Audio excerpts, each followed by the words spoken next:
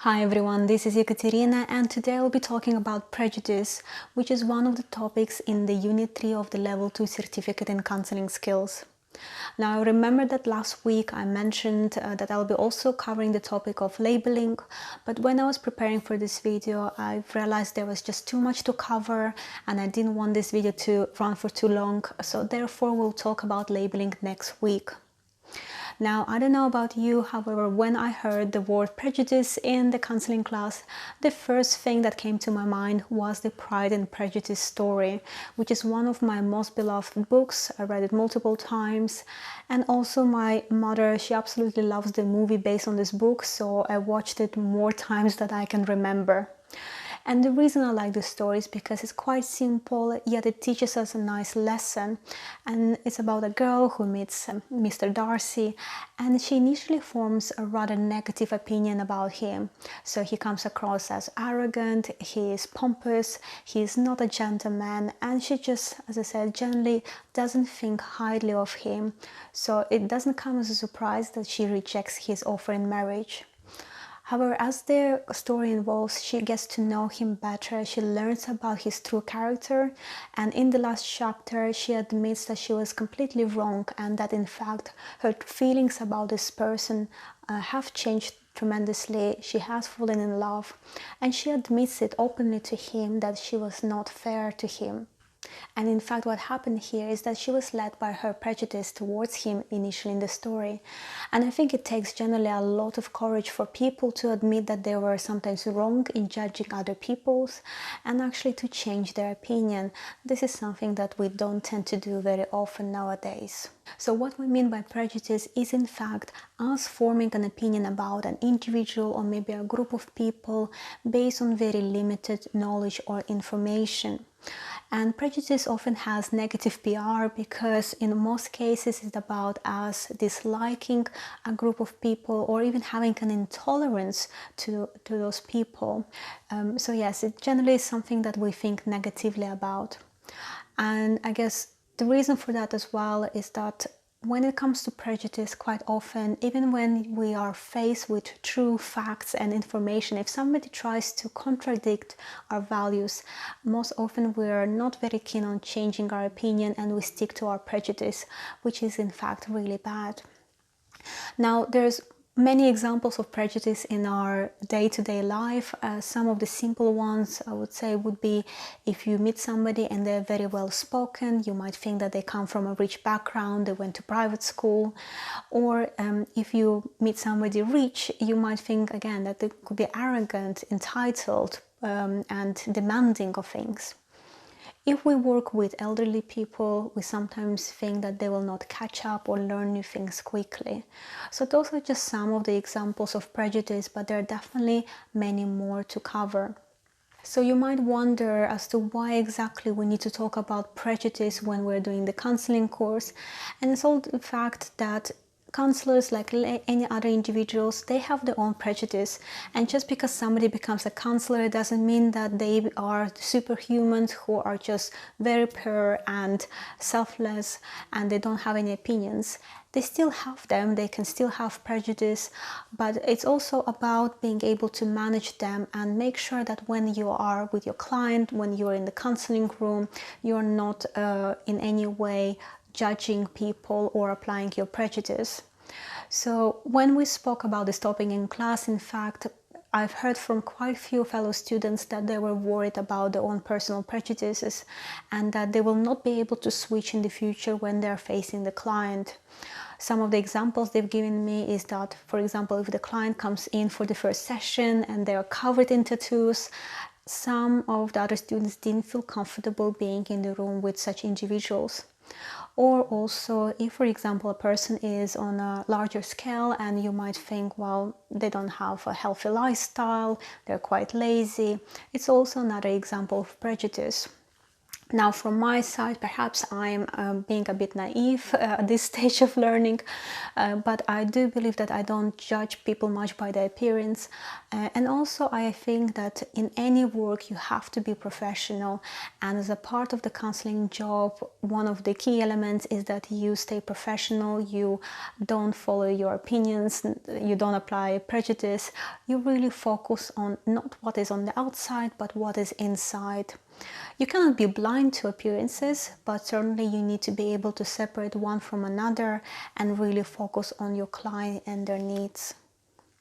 So I think you cannot really fully understand prejudice unless you know how they're actually formed. And it's all linked to the fact that every single day we as individuals are constantly getting new information sent our way. So it's sensory, it's images, it's taste, it's sounds, and we just have to make sense of all this information.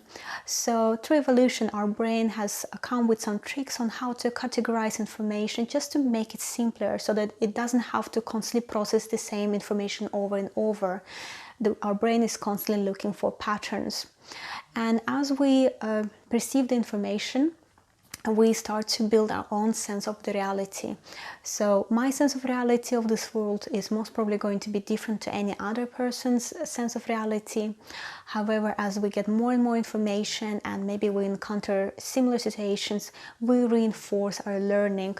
So my reality becomes more justified to me, more true. However, on the other side, another person might be building a very different image of the reality, which they will also then use to create their own prejudices. Now, this categorization of the world is helpful in many aspects. So in the old times when people had to fight for their life every single day, this was definitely helping them survive, so they could learn what was dangerous and what was safe. And also when kids are discovering the world for the first time, for example, they would touch a hot oven hob that is really red and bright, and they would burn themselves. And then they would not do it again, because now they know that anything that looks bright and red and burning, this is not safe. You have to avoid it. The problem though arises when we start to categorize and make sense of people and apply very similar logic. So we can use this habit when we're talking about non-living things, but it's definitely not very much helpful to us when we're trying to make sense of people. So for example, we can form an opinion about a whole group of people on the basis of our single or maybe double experience with a single individual belonging to that group. And therefore, in the future, when we meet any new people from that same group, we will keep applying that same prejudice to them, just again based on our very limited experience. And there are different forms of prejudice definitely around us. I mean, some of them can be based on age, on the sexual orientation or preference, on the religion, disabilities, and even weight. Again, I'm not going to go into all the forms of prejudice, but it's just to make you aware that it definitely exists in all the areas of our life.